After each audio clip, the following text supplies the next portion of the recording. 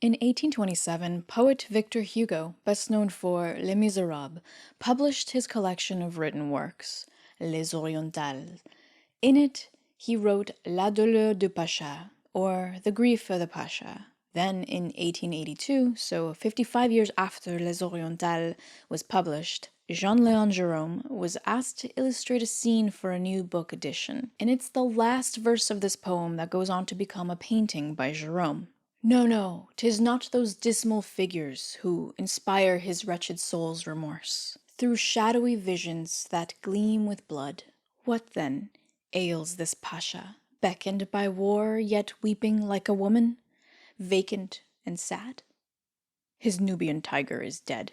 We see a luxuriously dressed Arab man sitting beside his dead tiger on a dark blue rug. He held the title of Pasha, which was a high-ranking officer in the Ottoman Empire. Typically, it is a title given to governors, generals, dignitaries, and the like. He sits cross-legged and slumped over, his head resting on his hand.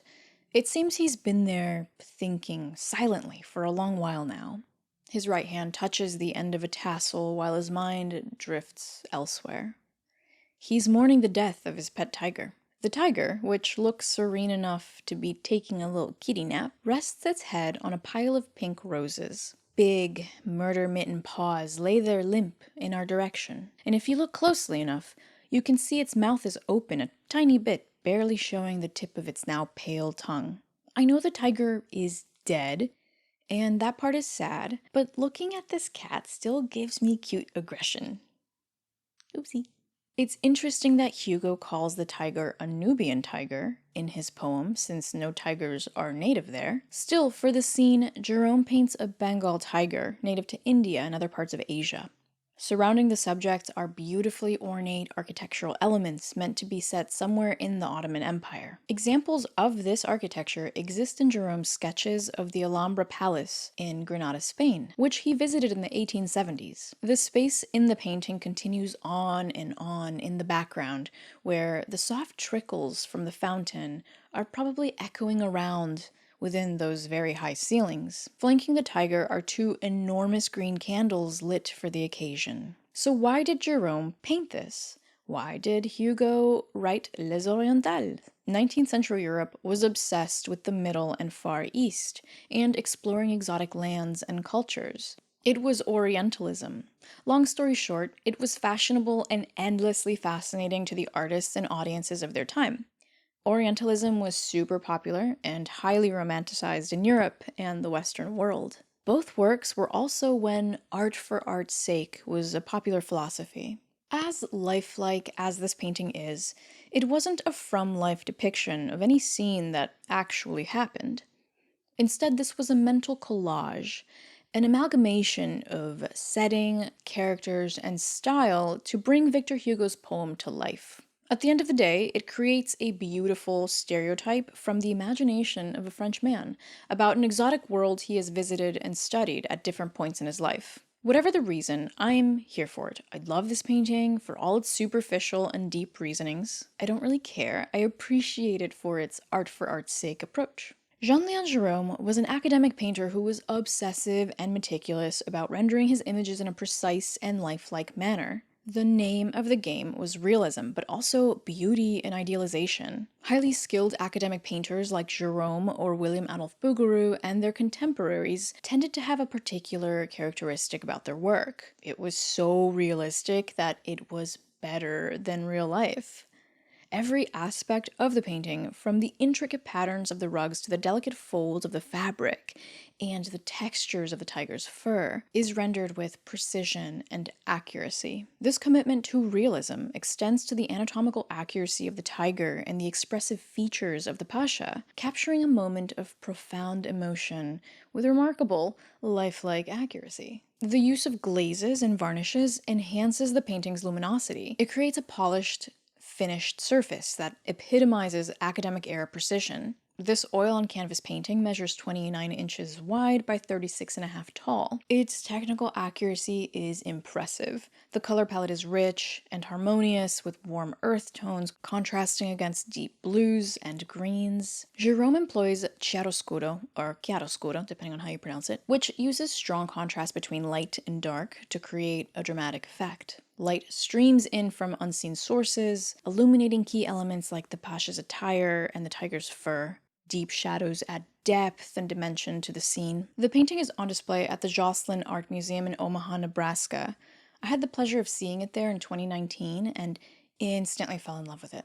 Like the love at first sight from across the room movie trope. The whole thing is like eye candy to me. I get lost looking around at the maze of columns and the ornate plaster wall motifs. I love how accurately the architectural elements further away in the background get hazier and less saturated, giving the room an expansive feeling.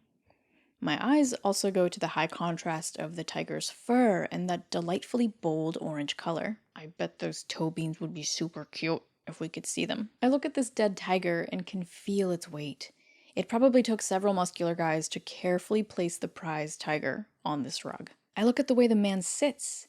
You know, you've been there too, slumped, sad, and a little defeated. It's what I love so much about this painting. It's all the things that can't exactly be quantified. It's the emotion that shows through. It's not enough to be a master academic painter who's achieved technical success at rendering light and form. This work also shows how Gerome was also a master at capturing human emotion. Yes, I know I said the tiger looks like he could be napping, but he also looks slumped enough to show that he has nothing left in him. And the Pasha's expression is felt just as viscerally 142 years later. You can almost hear him sigh. You can almost feel him thinking back to good memories with his tiger and thinking ahead to, well, what now? Well, if you're a wealthy Pasha, you can just buy a new tiger, I guess. But no, that's not the point.